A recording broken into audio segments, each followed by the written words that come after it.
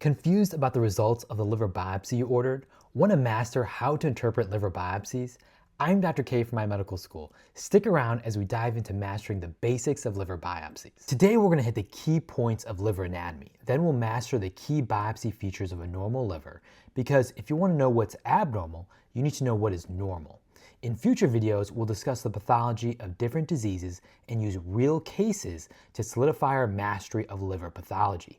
Let's begin by diving into liver anatomy. The liver is located in the right upper quadrant of the abdomen and consists of four main lobes. There's the left lobe, right lobe, caudate lobe, and quadrate lobe, as pictured here. It typically measures about 16 centimeters, but that can vary from person to person. A key concept is that if you see imaging suggesting caudate lobe hypertrophy or enlargement, consider Budd-Chiari syndrome. Budd-Chiari is when the hepatic veins are obstructed from narrowing or clot, resulting in venous congestion. Budd-Chiari typically affects young females in their 20s to 30s in the United States, but in Asia, it actually tends to affect males in their 40s to 50s. Remember that. It's also important to understand anatomical variants of the liver. While uncommon, it is important to know about Rydell's lobe.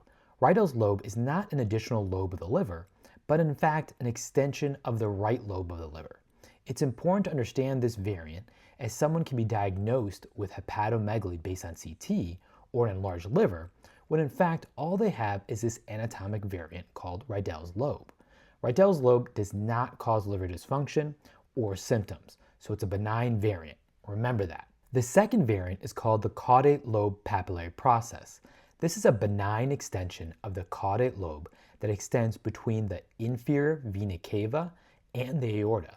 Just like with Rydell's lobe, caudate lobe papillary process may also be confused with hepatomegaly, but it does not cause any harm.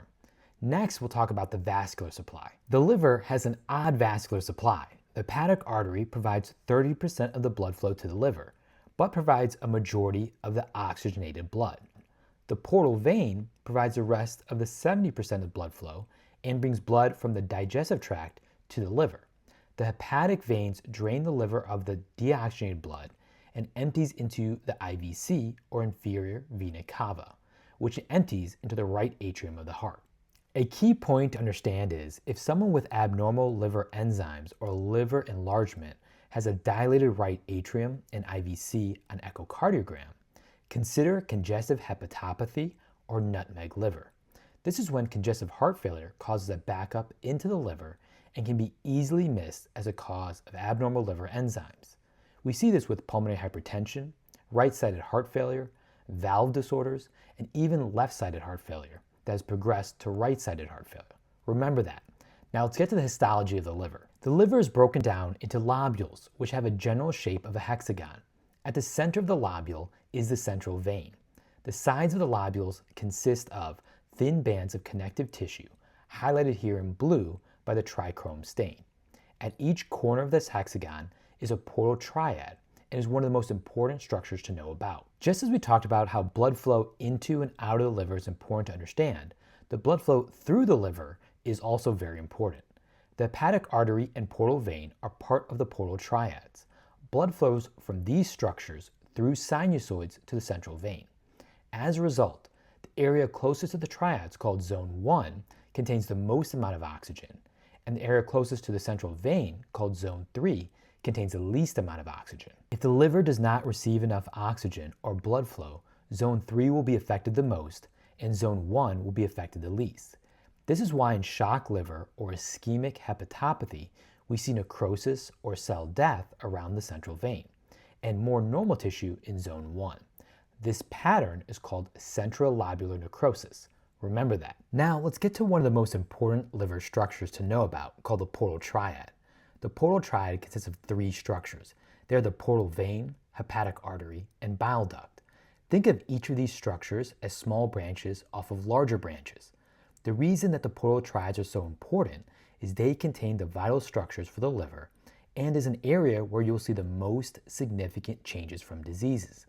As a result, whenever you evaluate a liver biopsy, always ask how many portal triads are present. If they're less than 10 to 12, then the liver biopsy is not adequate. Remember that. A structure that's really important to understand when evaluating liver disease is called the limiting plate. The limiting plate is highlighted here with a black dotted line.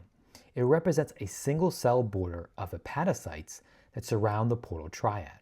This is a crucial structure to evaluate in autoimmune hepatitis, where inflammation crosses the border and is called interface hepatitis. We will dive into this further in our next video. Here are the last 3 key points to know about a liver biopsy. Hepatocytes, or liver cells, have a polygonal shape with a rounded central nucleus. Sometimes they have more than one nucleus. The cytoplasm of a hepatocyte appears granular with a central pale appearance. The pale appearance is where glycogen and the endoplasmic reticulum are located. There are brown granules that appear in the hepatocyte cytoplasm. These granules are called lipofuscin granules. Lipofuscin granules are lysosomes that contain material which cannot be further broken down.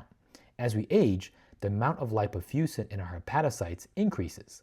Lipofuscin does not cause disease or harm to the liver. Next are the sinusoids, which are the spaces between hepatocytes where blood flows from the portal vein to the central vein. Within the sinusoids are Kupffer cells. These are macrophages that eat up foreign objects or pathogens.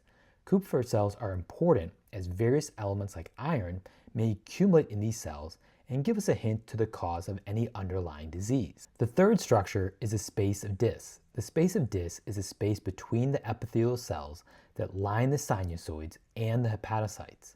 Typically, we do not see the space of Dis in a liver biopsy, but it is important to know about. Lymphatic fluid flows through the space of Dis, and stellate cells are also located in this space. Stellate cells are responsible for forming fibrosis or scarring of the liver. Remember that. Well, that's a quick review of the basics of a normal liver biopsy. In the next video, we'll master the diagnosis of disease on liver biopsy using real cases.